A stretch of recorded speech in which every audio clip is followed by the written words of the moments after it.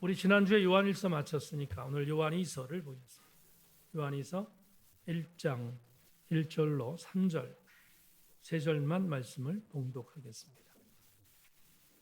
말씀 봉독 끝나고 나면 아멘으로 화답하고 자리에 앉기를 바랍니다. 제가 읽겠습니다. 장로인 나는 택하심을 받은 부녀와 그의 자녀들에게 편지하노니 내가 참으로 사랑하는 자요 나쁜 아니요 진리를 아는 모든 자도 그리하는 것은 우리 안에 거하여 영원히 우리와 함께할 진리로 말미암음이로다. 은혜와 긍휼과 평강이 하나님 아버지와 아버지 아들 예수 그리스도께로부터 진리와 사랑 가운데서 우리와 함께 있으리라. 아멘. 나의 안에 거하라. 우리 기름 부음이 있는 신앙 고백으로 찬양하겠습니다.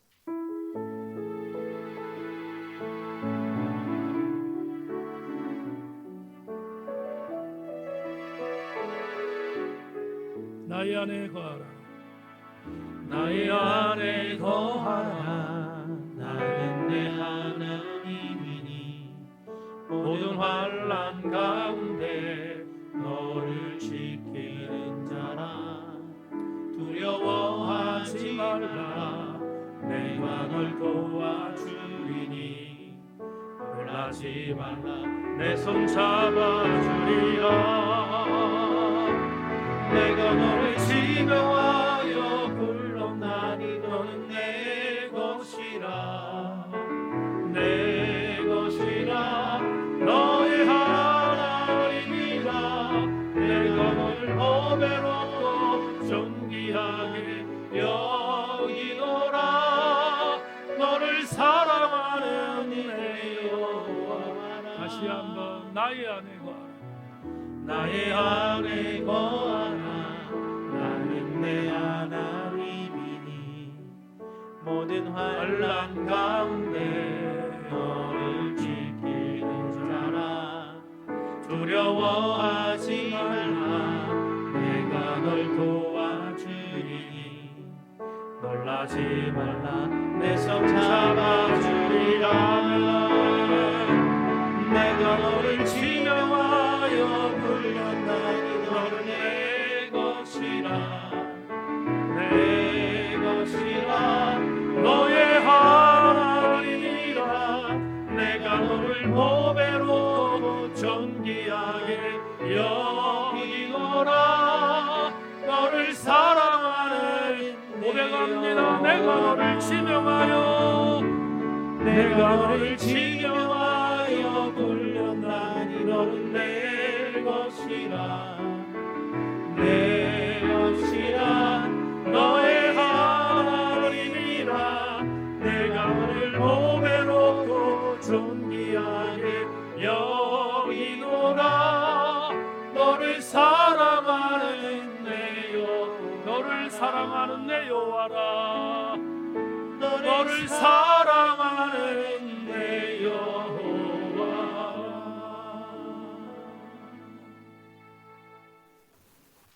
진리 안에 있어야 합니다. 이런 제목 갖고 요한이서 오늘 첫 번째 강의의 말씀을 함께 나누겠습니다. 은혜 시간 되기를 소망합니다.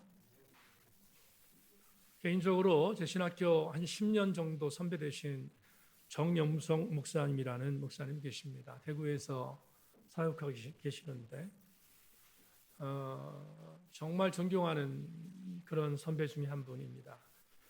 이분이 몇 년 전에 마가복음을 읽는다라는 그런 책을 주셨는데 정말 의미 있게 독서했던 기억이 지금도 있습니다. 제가 이 책을 읽다가 기록했던 밑줄들이 너무 많아서 그 내용들을 전부 다 설교 파일에다 담았는데 다시 어제 설교 준비를 위해서 한번 훑어보다가 그때의 감격이 다시 한번 새로워지는 것들을 느꼈습니다. 그 중에 오늘 설교를 시작하면서 여러분과 함께 한 구절, 한 문장을 소개할까 합니다. 신앙의 세계에서도 아는 만큼 보인다는 명제는 유효합니다. 하나님을 아는 만큼 하나님이 보입니다. 하나님을 아는 만큼 하나님이 보인다라는 이 말, 이게 그 당시에 제게 가슴에 남았습니다.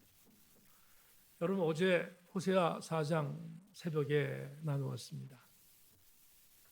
새벽 예배 나온 분만 아멘.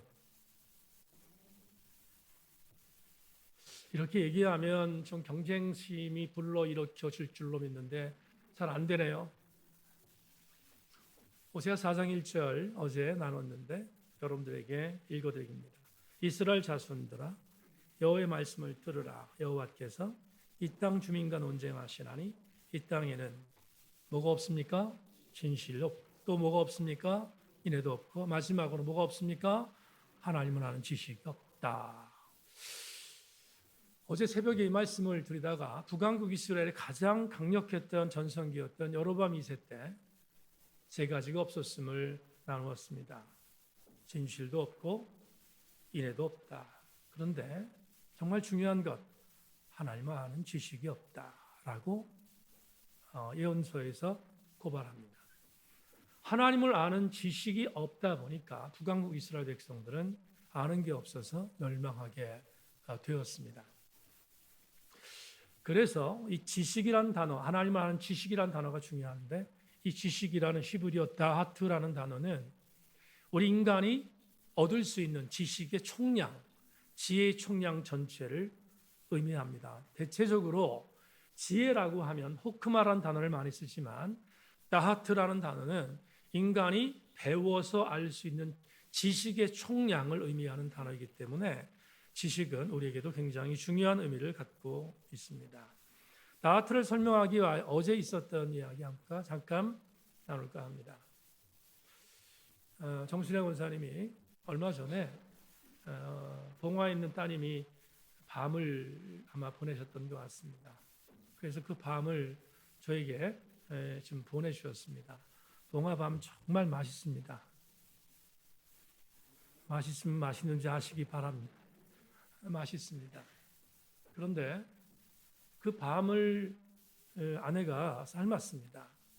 삶았는데 제가 운동 갔다 와서 밤을 삶고 있는 아내가 저한테 이렇게 말했습니다. 여보, 저 좀 도와주세요. 이렇게 말했습니다. 밤을 까는데 당신이 좀 도우면 힘이 될 것 같다고 그렇게 이야기를 했습니다. 그래서 곧바로 순종했습니다. 순종 안 하면 죽습니다. 그래서 곧바로 순종했습니다. 그런데 따다 보니까 저는 여러분 주부가 아니니까 그런 게 익숙하지 않잖아요. 근데 까는데 잘 안 까지는 거예요. 밤 까는 게 쉬운 게 아니더라고요. 정말 근데 저를 보더니 너무 한심하게 보던 아내가 그렇게 말합니다. 한 가지 방법을 알려줄 테니까 그렇게 하라고. 그 밤 위에 보면 조그맣게 칼집을 냈으니까 칼집 따라 칼을 집어넣고 벗기면 쉽다는 겁니다. 그래서 보니까 진짜 칼집이 있는 거예요. 그래서 그 칼집에 칼을 대고 벗겼더니 신세계였습니다. 정말로 잘 벗겨지는 거예요. 그래서 그 많은 양의 밤을 아내와 더불어서 같이 사랑도 나누고 그렇게 깠습니다. 그때 깨달았습니다. 아는 만큼 보인다. 여러분, 우리가 일반적인 지식을 알 때 그냥 아는 게 아니라 어떤 지식을 알게 되면 거기에 부차적으로 따라오는 것이 있는데 그 지식을 통하여 주어지는 암, 그것은 생각보다 기쁩니다. 여러분에게 그 어떤 것보다도 하나님을 아는 지식이 충만하기를 주의 이름으로 소망합니다. 여러분에게 오늘 복음서에 있는 메시지 하나를 소개할까 합니다. 예수께서 세례를 받으시고 공생애를 시작한 초기에 가장 많이 갔던 장소가 갈릴리 북쪽에 있는 가버나움이라는 장소였습니다. 갈릴리 북쪽의 가버나움이라는 장소에 가셔서 예수께서 정말로 많이 사역하셨는데 그 이유가 뭐냐 하면 성경적인 내증에 의하면 베드로의 처갓집이 있었기 때문입니다. 물론 그 지역 전체를 예수께서 복음의 전원지로 삼았던 것은 말할 것도 없지만 그 지역 자체가 베드로의 처갓집이 있었던 장소였기 때문에 그것을 아마 포스트로 삼지 않았을까 하는 생각도 하게 됩니다. 그런데 주목할 것은 안식일이 되는 날 예수님은 가버나움에 있는 회당으로 들어가셨습니다. 여러분 사도행전에 보면 사도 바울도 그렇게 했던 것처럼, 그러니까 예수님을 벤치마킹해서 바울도 안식일에 이 이방 지역에 복음을 증거할 때 안식일이 되면 회당에 들어갔던 것처럼 예수님도 그날 가버나움의 회당에 들어가셨습니다. 들어갔는데 그곳에 귀신 들린 자라는 단어가 나옵니다.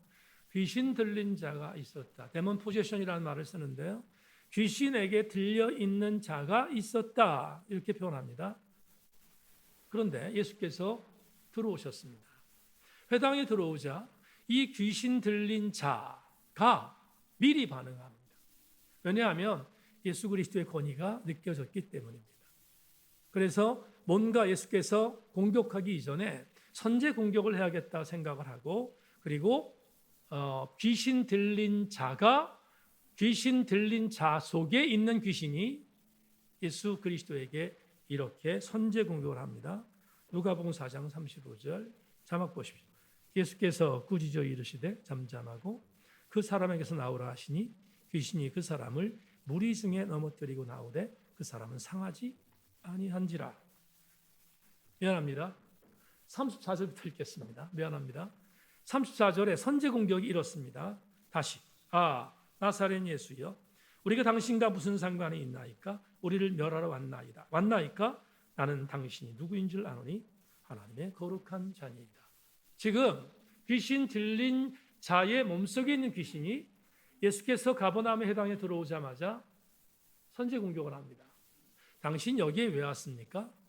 나를 멸하러 왔습니까? 나는 당신을 너무 잘하는데 나를 멸하지 말아달라라고 선제 공격을 합니다. 그러자 예수께서 선제 공격을 한 귀신에게 두 번째로 반응한 것이 조금 전에 읽었던 말씀인데 다시 한번 읽겠습니다. 예수께서 꾸짖어 이르실 때 꾸짖었습니다. 잠잠하라. 그리고 그 사람에게서 나오라 하시니 귀신이 그 사람을 무리 중에 넘어뜨리고 나오되 그 사람은 상하지 아니했다. 여러분 이 정황이 뭐죠? 예수께서 선포했습니다. 나사렛 예수 그리스도께서 당신의 능력으로 선포했습니다. 귀신이 들어가 있는 사람의 그 몸에서 귀신이 나왔다. 그런데 사람은 상하지 않았다. 이게 정황입니다. 자, 여기까지 우리는 이미 알고 있는 부분이고, 왜냐하면 귀신 들린 자를 죽기 사역하신 것은 여기만 나오는 게 아니니까 이미 알고 있는데, 오늘 설교의 굉장히 중요한 포인트는 그 회당에 있었던 가버나움 회당에 있었던 사람들의 반응입니다. 사람들의 반응이 나오는데요. 누가복음 4장 36절을 보면 반응이 이렇게 나옵니다. 역시 마찬가지. 자막 보십시오. 다 놀라 서로 말하여 이르되 이 어떠한 말씀인고 권위와 능력으로 더러운 귀신을 명하며 나가는도다 하더라. 자, 보십시다. 죽기 사역이 이루어졌습니다. 근데 가버나움 회당에 있는 사람들이 놀랬습니다. 그런데 이렇게 표현합니다. 도대체 저 사람의 말씀의 권위가 뭐지? 말씀에 두 가지 반응을 한 거죠. 놀랐다, 말씀의 권위에 반응한 것입니다. 자, 이렇게 보겠습니다. 가버나움에 있었던 유대인들, 그 유대인들이 새로운 앓음이 시작됐습니다. 그동안에 알고 있었던 앓음이 아니라 새로운 앓음이 시작됐습니다. 이걸 주석에 보니까 인지적 확장이라는 단어를 썼는데 인지적으로 알고 있는 내용이 확장된 것입니다. 기존에 알고 있었던 유대인들이 알고 있었던 건 뭘까? 한번 생각해 볼게요. 약 15년 정도 흘렀습니다. 이제 제가 계산해 봤더니 15년 정도 흘렀습니다. 교회를 개척하고 저를 위로하기 위해서 우리 교우들이 목사님 성지순례를 한번 다녀오십시오. 그래서 이스라엘과 요르단과 이집트를 갔다 온 적이 있습니다. 그때 이스라엘을 갔을 때 이곳을 갔습니다. 여기 오늘 본문에 나오는 가버나움의 회당을 다녀왔습니다. 정말 놀랐는데요. 가버나움의 회당을 갔는데 지금은 지진 때문에 다 무너져서 터만 있습니다. 터만 있고 기둥이 있는데 그 기둥 지금도 보면 선한데 기둥이 대단했습니다. 대단했다는 말은 그 기둥을 보면 그 가버나움 회당의 규모가 어느 정도였는지를 추측할 수 있다는 겁니다. 근데 굉장히 많았습니다. 굉장히 컸습니다. 기둥이 여러 군데 여러 개가 있었던 것을 보면 이 건물이 얼마나 컸을까 하는 것을 충분히 짐작할 수 있습니다. 여기서 질문 하나 드리겠습니다. 왜 이렇게 컸지? 왜 이렇게 가버나움이라는 이곳의 회당이 컸지? 이렇게 한번 접근해 볼까요? 여러분, 이스라엘 전역에서 가장 큰 도시는 예루살렘이겠죠. 예루살렘이 가장 큰 도시입니다. 그리고 오늘 일부 예배도 말씀드렸지만 북쪽에 헤롯 빌립이라고 하는 분봉왕이 당 자기의 어떤 권위와 그리고 로마의 황제에게 충성한다는 어떤 표시로 아주 기획해서 만든 도시가 하나 있습니다. 그 기획 도시가 바로 예수께서 너희는 나를 누구라고 하냐라고 했을 때 제자들이 주는 그리스도십니다. 살아계신 하나님의 아들입니다. 고백했던 그 장소 가이사라 빌립보가 있습니다. 그러니까 가이사라 빌립보나 예루살렘은 굉장히 큰 도시였으니까 그곳에서 엄청난 회당이 있었다면 그건 이해가 됩니다.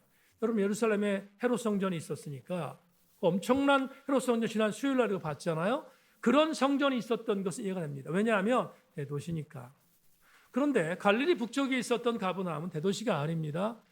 일부 예배 때 말씀드렸으니까 기분 나빠하지 마십시오. 들으십시오. 그냥 현실이니까. 여러분 서울을 기점으로 바라보면 제가 제 책을 시골 목사 어쩌고저쩌고 썼더니 굉장히 기분 나쁘더라서 그래서 그 다음부터는 시골 목사라는 말을 안 썼는데 여러분 서울에서 바라보면 제처는 시골이나 조그만 소도시 바꾸겠습니다. 조그만 소도시로 바꾸겠습니다. 소도시입니다. 서울로 보면 그렇습니다. 그럼 이렇게 표현하겠습니다. 예루살렘에 비하면 가버나움은 제천입니다. 이해하셨죠? 그러면 가버나움이라는 소읍에 회당이 클 이유가 없습니다. 인구가 그렇게 많지 않으니까 클 리가 없습니다. 그런데도 제가 15년 전에 성지순례에 갔던 그 가버나움의 회당전은 굉장히 컸습니다. 왜 컸을까? 추론이 가능합니다. 갈릴리 전 지역에서 가버나움은 갈릴리 전 지역의 가장 중심 포인트였습니다. 그리고 그 지역은 유대적인 성향이 굉장히 강했던 지역이었습니다. 그러니까 유대교가 활성화됐던 포스트라는 의미입니다. 그러면 산헤드린 공회라는 유대 본부에서 가버나움이라는 지역의 회당을 얼마나 소중히 여겼을지 충분히 이해가 가능합니다. 그래서 그곳에 엄청난 회당을 세운 것입니다. 도시 규모에 비해서 엄청난 회당을 세운 것입니다. 또 한 가지. 그러니까 그것을 관리하기 위해서 회당에는 굉장히 많은 유대 종교 학자들을 파송했습니다. 예를 들자면 바리새인, 그 다음에 사두개인, 그리고 마가복음 병행 9절에 나오지만 유독이 나옵니다. 그 가버나움에 있었던 회당에 즐비하게 있었던 사람들이 서기관입니다. 여러분 서기관은 오늘로 이야기하면 신학 박사입니다. 그러니까 유대적인 신앙의 첨단의 하이 퀄리티에 있는 사람들이 그곳에 수두룩하게 있었다는 증거를 우리가 확인할 수 있는데 왜 그랬을까? 가버나움에 있는 회당이 그만큼 중요한 유대 종교의 포스트였기 때문입니다. 그런데 이 정도 되면 가버나움의 회당은 흔들리지 않습니다. 유대 종교적인 차원에 있어서 흔들리지 않습니다. 근데 흔들리는 일이 벌어졌습니다. 어떤 일입니까? 지금 소개했던 예수께서 귀신 들린 자를 축기한 사건입니다. 근데 이 축기한 사건이 얼만큼 충격적이었는지를 보여주는 누가복음 4장을 제가 소개했지만 마가복음 1장은 병행 구절이거든요. 이 가버나움의 귀신 들린 사건을 병행하는 마가복음 복음서의 첫 번째니까 마가복음 기사로 여러분에게 말씀드리면 더 신빙성이 있습니다. 마가복음 1장 27절에 이렇게 말합니다. 다 놀라 서로 물어 이르되 이는 어찌미냐 권위 있는 새 교훈이로다. 더러운 귀신들에게 명한 즉 순종한도다 하더라. 여기 놀라라는 단어가 나오죠. 누가복음에서 소개했던 그 단어가 똑같이 나옵니다. 그런데 헬라 원어 성경을 보면 이 놀라라는 단어를 우리나라의 고유한 단어로 해석할 수 있습니다. 뭐냐? 기절촉통하다라는 단어입니다. 왜냐하면 이 놀라라는 헬라어 단어의 원뜻이 뭐냐 하면 내 육체가 마비될 정도로 경악하는 상태입니다. 내 육체가 마비돼요. 얼마나 놀랐는지 마비될 정도로 경악하는 상태. 우리나라 단어로 기절촉통한 상태. 맞습니다. 그러면 유대교에 아주 든든했던 포스트였던 사내들인 공의회에 있었던 유대인들이 왜 놀랐을까? 이유가 뭘까? 누가복음 4장 32절을 여러분에게 소개합니다. 따라오십시오. 그들이 그 가르침에 놀라니 이는 그 말씀이 뭐가 있었다? 권위가 있었다. 이렇게 말합니다. 권위가 있었다는 말을 설명하면 해석할 수 있습니다. 여러분, 유대인들에게 산헤드린 공의회의 바리새인과 그리고 사두개인과 서기관이 전했던 것은 뭐겠습니까? 율법입니다. 전통적인 율법입니다. 율법을 그들은 듣고 또 듣고 또 들었습니다. 그래서 그런 율법에 대하여 익숙합니다. 그런데 예수께서 귀신 들린 자에게 가셔서 귀신아 나오너라 외쳤습니다. 오늘날로 얘기하면 나사렛 예수 그리스도의 이름으로 귀신에게 명한 것입니다. 그러자 귀신이 나왔습니다. 그리고 귀신 들린 자는 상하지 않았다고 말합니다. 그 광경을 봤습니다. 그들이 엄청나게 놀랐습니다. 충격받았습니다. 왜 놀랐는가?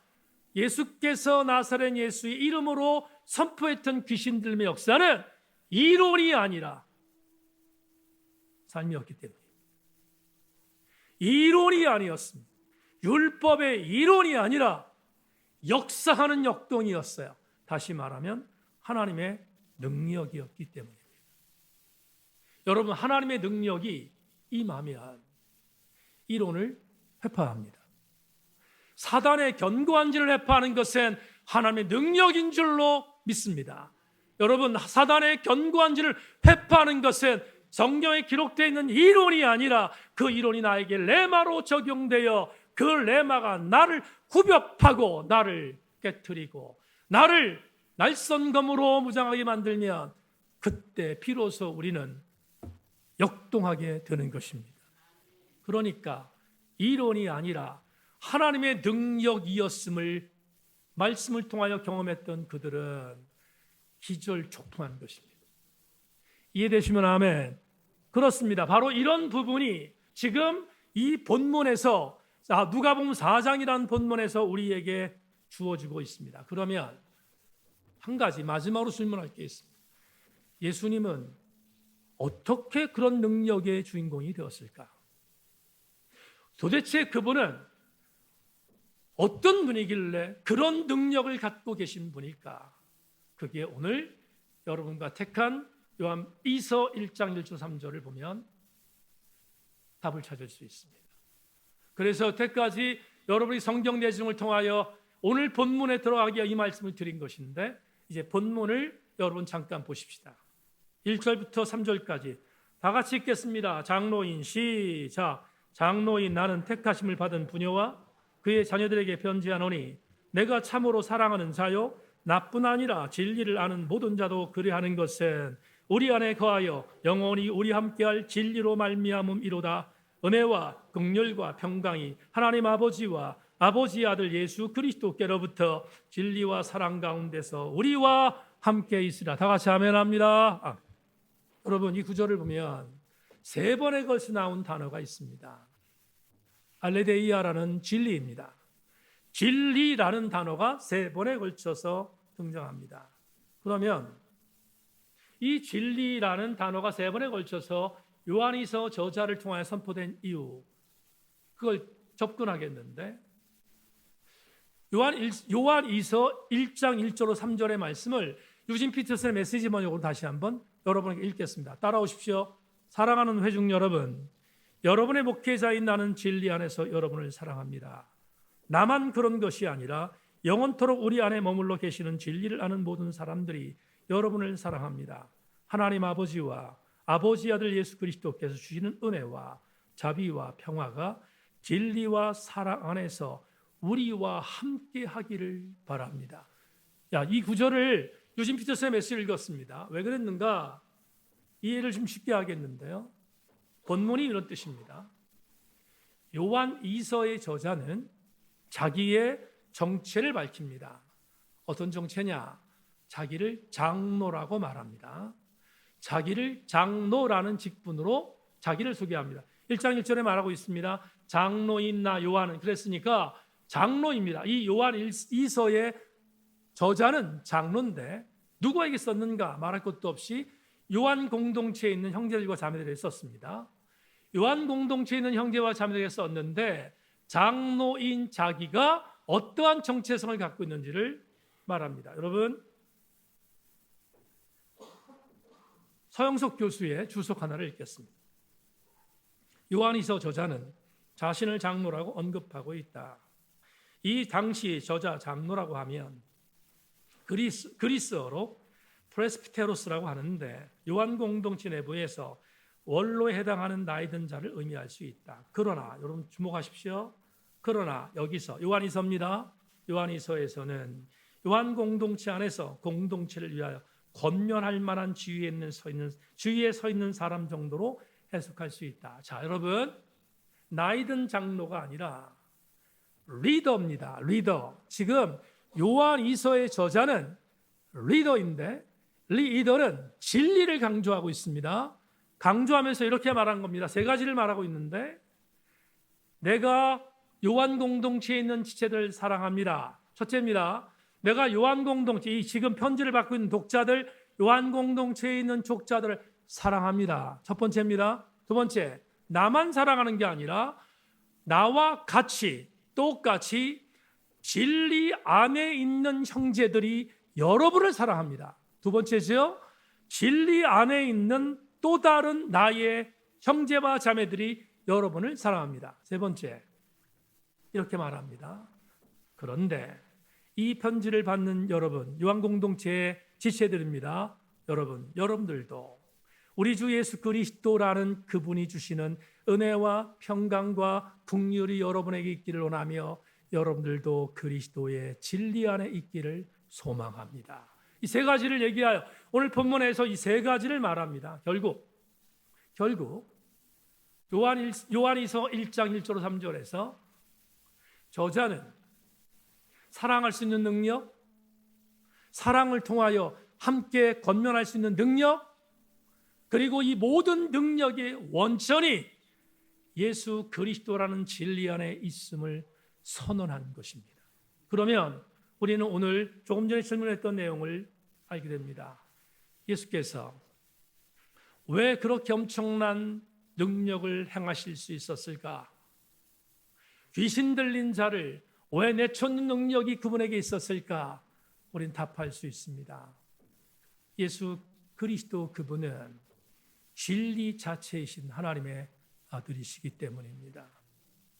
하나님의 아들 예수 그리스도이시기에 그분의 선포는 능력이 있었으며 그분의 치유는 능력이 있었으며 그분의 말씀은 능력이 있을 수 있었던 것입니다.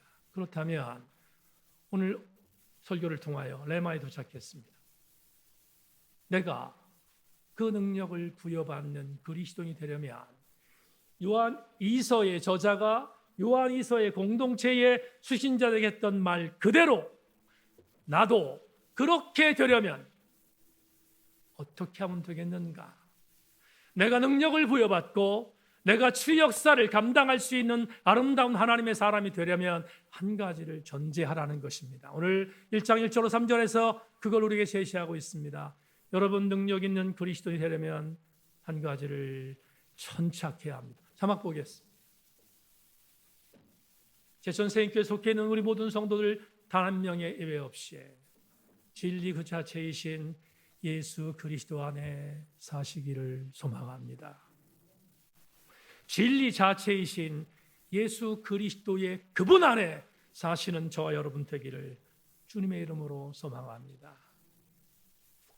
어제 유독이 설교 준비에 원고에 들어가 있지 않은데 어제 잠시 시간이 나서 유튜브 짤로 나와 있는 김용희 선교사님의 짤을 봤습니다.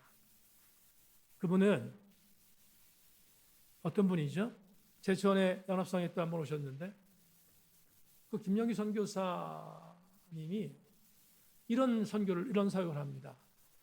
우리가 미얀마에 지금 김동수 선교사를 파송했잖아요. 우리 협력 선교사들이 있습니다. 파송했습니다. 선교사들을 파송했는데 우리가 물질적으로 지원하고 중보하고 영적으로 지원하고 있지 않습니까? 지원하고 있습니다. 그래야 선교사님들이 사니까 지원하고 있습니다. 그런데 이 김용희 선교사는 굉장히 특별한 사역을 합니다. 이런 사역을 합니다. 선교사들이 지쳐서 들어오지 않도록 만드는 사역. 이게 무슨 말인가 하면 돈으로 지원하고 그런 게 아니라 선교사들이 현장에서 영적으로 무너져서 절대로 들어오는 일들이 없도록 퇴로를 차단하는 아주 이상한 사역을 합니다.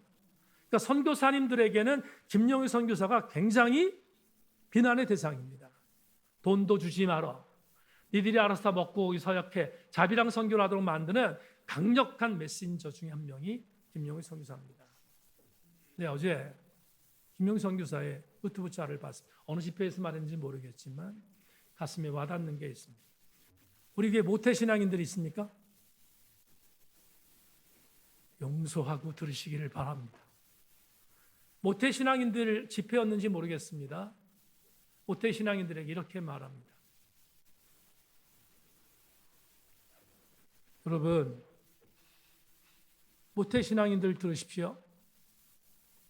근데 덧붙였습니다. 장로님들도 이해하고 들으십시오. 장로님 여러분, 안수집사님도 이해하고 들으십시오. 안수집사님 여러분, 권사님들도 이해하고 들으십시오. 권사님 여러분. 근데 목사는 빠져 있었습니다. 제가 집어넣겠습니다. 그 김용희 선교사가 그 말을 참아하지 못했지만 집어넣겠습니다. 목사님 여러분, 들으십시오. 여러분 화려한 수사 요구를 집어넣어서 하나님께 기도합니다. 하나님 이런 부분들을 놓고 하나님 역사해 주시길 원합니다. 하나님 내가 이렇게 기도를 드리니 하나님 아름답게 응답하여 주시길 원합니다. 라고 여러분 기도하지 않습니까? 김용희 선교사가 이렇게 말합니다. 이렇게 기도하는 수많은 모태신앙인들, 교회 직분자들, 여러분들 왜 헤맵니까? 왜 갈등합니까? 왜 그렇게 기도했는데 여러분들 하루에도 수십 번 넘어집니까? 이유가 뭡니까? 김용희 선교사가 사자오를 선포했습니다. 요한복음 3장 16절의 강력한 메시지를 조금도 믿지 않기 때문이 아닙니까? 하나님이 세상을 이처럼 사랑하사 독생자를 주셨는데 저를 믿는 자마다 멸망치 않고 영생을 얻는다고 분명히 선포하지만 여러분의 삶 현장에서 그걸 진짜로 믿는 사람이 과연 몇 명 있습니까? 그걸 못 믿으니까 수없이 넘어지고 쓰러지고 자빠지고 선교사들도 선교지에서 대각 있는 곳이 있으면 물러서려고 하는 것이 아닙니까? 명심하십시오. 모태신앙인들이여, 장로, 목사, 한수집사 들으십시오. 여러분의 심령 안에 요한복음 3장 16절을 믿고 있습니까? 듣고 있는데 가슴을 쳤습니다. 수없이 넘어집니다. 뭐가 이렇고 교회 목사가 이렇고 교회 장로가 이렇고 뭐가 이렇고 말합니다. 수없이 말합니다. 그런데 진짜로 뭐가 문제입니까? 그래서 문제입니까? 그거 문제 아니에요. 진짜 문제는 요한복음 3장 16절에 강력한 성령의 기름 부음과 예수가 나의 구주라는 사실을 1도 믿지 않으니까 쓰러지는 거 아닙니까? 동의합니다. 저도 동의합니다. 여러분에게 이렇게 권고하기를 원합니다. 예배 나오신 여러분은 예수 그리스도 안에 있습니까? 예수 그리스도의 안에 있으면 진리가 너희를 자유케 할 것이며 그 진리 되신 예수 그리스도께서 여러분에게 능력을 공급하실 것이고, 그 공급된 능력을 갖고 사도 바울이 말했던 것처럼 사단의 견고한 진을 회파하는 것은 세상의 지식이 아니라 하나님의 능력인 것을 믿기에 여러분 모두가 예수 그리스도의 진리의 가치 안에서 거주하면 승리할 줄로 믿고 예수 그리스도의 진리 안에 거하시기를 주의 이름으로 권면합니다. 아프지만 하나의 성경적인 내용을 말씀드리고 설교를 맺겠습니다. 수로보니게 지방에 있던 어떤 여인이 귀신 들린 딸이 있었습니다. 마침 시돈이라는 이방 지역에 선교를 오셨던 예수님에게 찾아갑니다. 수로보니게는 시리아 페니키아의 한글 어적인 표현입니다. 시리아 페니키아는 예수께서 활동하셨던 당시에 그 당시에 이방인 중에 이방 지역이었습니다. 마치 데가볼리아와 같은 그런 지역이었습니다. 거기 가면 안 되는 지역, 거기 가면 짐승 같은 자들이 살고 있는 지역이 수로페니키아였습니다. 그런데 어떤 경로인지 모르지만 시돈에 와서 사역을 하고 있는 예수님이 계시다는 얘기를 듣고 귀신 들린 딸을 둔 그 여인이 시돈까지 왔습니다. 시돈에 와서 예수님께 다짜고짜로 말합니다. 내 딸이 흉악한 귀신 들렸습니다. 내 딸을 고쳐주십시오. 그러자 딸을 고쳐달라는 이야기를 들었던 예수께서 그래, 고쳐줄게. 예수님의 성품으로 그렇게 말씀하신 게 정상인데 여러분이 아시는 것처럼 싸늘하게 거절하십니다. 이렇게 말씀하십니다. 딸아, 나는 자녀들의 떡을 취하여 자녀들의 떡을 개들에게 주지 않는 사람이야. 직설합니다. 나는 자녀들의 유대인들의 선교와 유대인들의 사역을 위해서 먼저 온 사람이지 이방인을 위해서 온 게 아니야. 이렇게 말씀하시는 겁니다. 학자들은 논란의 여지가 많다고 말합니다만 여하튼 그렇습니다. 너무 치욕이 아닙니까? 치욕입니다. 수치입니다. 이 수치와 치욕을 받았던 이 여인이 이 정도면 좌절해야 되는데 좌절하지 않습니다. 물러나지 않습니다. 그리고 다시 재차 예수께 요청합니다. 마태복음 15장 25절로 28절 아울러서 여러분 보십시오. 여자가 와서 예수께 절하며 이르되 주여 저를 도우소서. 대답하여 이르시되 자녀의 떡을 취하여 개들에게 든지 마땅치 아니하니라. 여자가 이르되 주여 올소이다마는 개들도 제 주인의 상에서 떨어지는 부스러기를 먹나이다 하니 이 예수께서 대답하여 이르시되 여자여 내 믿음이 크도다. 내 소원대로 되려 하시니 그때로부터 그의 딸이 나으니라. 여러분, 여인이 말입니다. 예수님에게 개라는 수모를 당했습니다. 치욕입니다. 그러면 그 치욕 정도면 포기하는 게 맞습니다. 치욕은 사라지지 않습니다. 여러분, 치욕은 절대로 사라지지 않습니다. 장 아멜이라고 하는 그런 유대인 출신의 작가가 있습니다. 그 작가가 아우슈비츠 수용소에서 고문을 당했습니다. 어떤 고문? 갈고리가 있는 롤러에 몸이 빨려 들어가는, 그러니까 뼈가 막 부스러지고 그런 고통을 고문을 통해서 당했습니다. 장 아메리가 극적으로 살아남습니다. 살아남고 전쟁이 끝나고 아우슈비츠 수용소에서 나온 뒤에 고발합니다. 고발하는 책을 썼습니다. 그게 바로 죄와 속죄의 저편이라는 유명한 책입니다. 그 책에서 이런 글을 씁니다. 고문의 경험은 단순한 악몽을 넘어 놀라운 인식으로 남아있다. 그 고문으로 인해 남아있는 절면의 수치심은 절대로 뭐하지 않는다? 사라지지 않는다. 여러분, 수치는 사라지지 않는다고 말합니다. 그런데 육체적인 수치만 그런가? 아니요. 영적인 수치는 더합니다. 정신적인 수치는 더합니다. 부천 성검한 사건을 기억하십니까? 그게 잊혀지겠습니까? 잊혀지지 않습니다. 그런데 잊혀지지 않는 수모를 받았던 이 여인, 물러서야 마땅합니다. 물러서지 않습니다. 조금 전에 읽었던 것처럼 뭐라고 말합니까? 주님, 부스러기라도 괜찮습니다. 주십시오. 도대체 이 여인 누구길래 이렇게 보고할 수 있을까? 생각했습니다. 여러분, 이 여인은 지금 다른 데는 관심 없습니다. 아무것도 보이지 않습니다. 한 가지만 보입니다. 나에게 수모를 주고 절대로 잊어지지 않는 그런 수치를 줬지만 그 사람이 내 딸을 고칠 수 있다는 한 가지 믿음만 보인 거예요.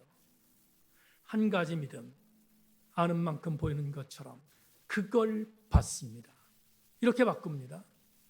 예수께서 내 딸을 유일하게 고칠 수 있는 치료자인 것을 알았던 그 여인, 말할 것도 없습니다. 그 순간 그녀는 예수 그리스도라는 진리 안에 거하지 않았겠습니까? 오늘 말씀을 맺으며 여러분에게 이렇게 권고하고 싶습니다. 소그룹에서 함께 인사할 때 소그룹 마치고 나면 이렇게 인사했습니다. 내 안에 있는 그리스도께서 당신 안에 있는 그리스도께 문안합니다. 이렇게 인사했잖아요. 기억나십니까? 내 안에 있는 그리스도께서 당신 안에 있는 그리스도께 문안합니다. 이렇게 인사했습니다. 근데 인사할 만한, 문안할 만한 예수가 여러분 안에 있습니까? 있습니까? 있으면 감사, 없으면 돌이켜야 합니다. 여러분, 시간이 딱 12시지만 인사합시다. 옆에 있는 분과 함께 인사합니다. 내 안에 있는 그리스도께서 당신 안에 있는 그리스도께 문안합니다. 한번 인사하겠습니다. 내 안에 있는 그리스도께서 당신 안에 있는 그리스도께 문안합니다.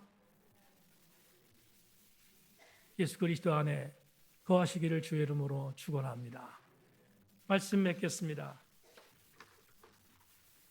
목요일 날 담임 목사실에서 사역하다 김지한 집사가 많이 힘들어서 육체적으로 고통받고 있는 중인데 그가 받은 은혜의 한 구절을 소개했는데 덴마크 출신의 작가인 가브리엘 락셀이 남긴 인용문을 그 책에 이재설 목사님 인용하고 있는데 그 책을 소개했습니다. 우리 이미애 집사님 지금 예배드리고 있는데 우리 그날 다 울었습니다. 얼마나 감격적이었는지. 가브리엘 락셀이 이런 말을 합니다. 천국에서 하나님께 보여줄 수 있는 것은 우리가 이 땅에서 포기한 것이다. 여러분, 마지막 날 자랑할 것은, 하나님 앞에 자랑할 것은 내가 50평 아파트, 100평 아파트에 살고 있는 거 주님 관심 없습니다. 내가 2000cc, 3000cc, 1억짜리 차를 몰고 살았습니다. 주님 1도 관심 없습니다. 내가 이 땅에 사는 동안 엄청난 재산, 내 통장에 이만한 돈이 있습니다. 주님 1도 관심 없습니다. 주님 관심 있는 것 한 가지입니다. 네가 이 땅에서 뭘 포기했는가를 보실 겁니다. 주님이 보실 때 나를 포기한 자 주님이 안아 주실 것입니다. 예수 그리스도의 진리 안에 있는 여러분 되셔서 그날 그 진리 안에 있던 그것 때문에 주님 앞에 칭찬받는 하나님의 아름다운 백성들 다 되기를 주님의 이름으로 축원합니다.